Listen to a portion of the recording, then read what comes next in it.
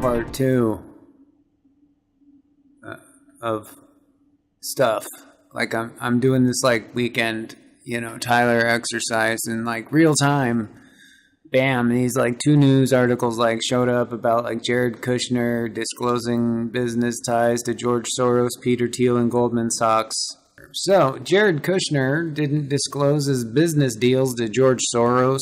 We all know who George Soros is.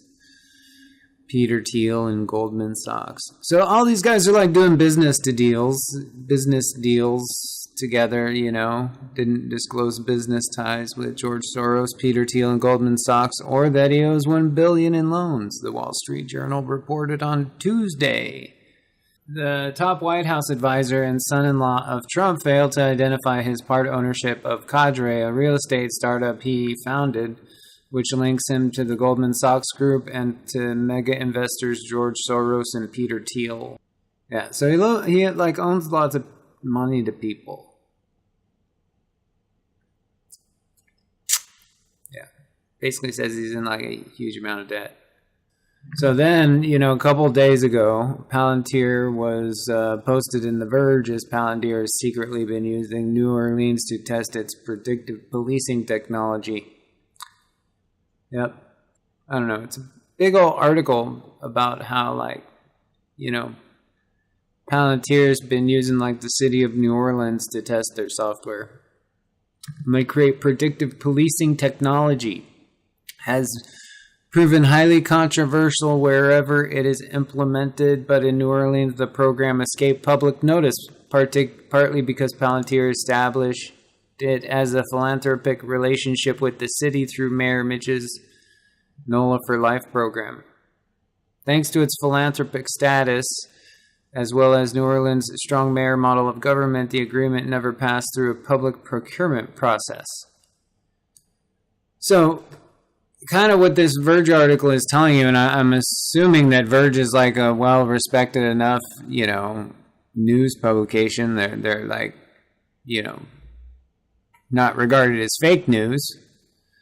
It says that Palantir was able to, by donating the software, they were able to avoid public voting on whether or not the software would be used.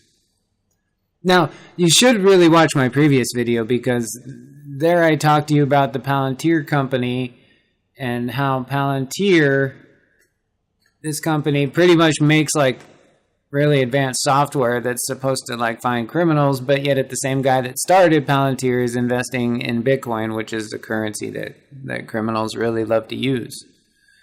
So they have the software, according to Verge, that profiles all the criminals, like New Orleans and whoever else gives these people all the criminal profiles, and then their computer tells them who the criminals are.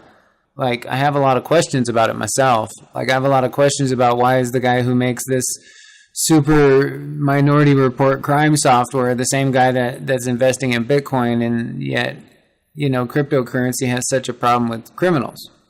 You would think he could take his criminal mapping software and then take all his cryptocurrency software and he could combine the two pretty easily, and then he could help, find all the real criminals.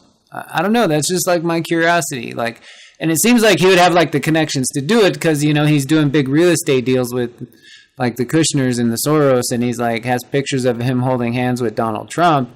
So it seems like it would be pretty easy for him to be hey, yeah, I can totally match up criminals to activities to all this kinds of stuff, and bada bing, bada boom.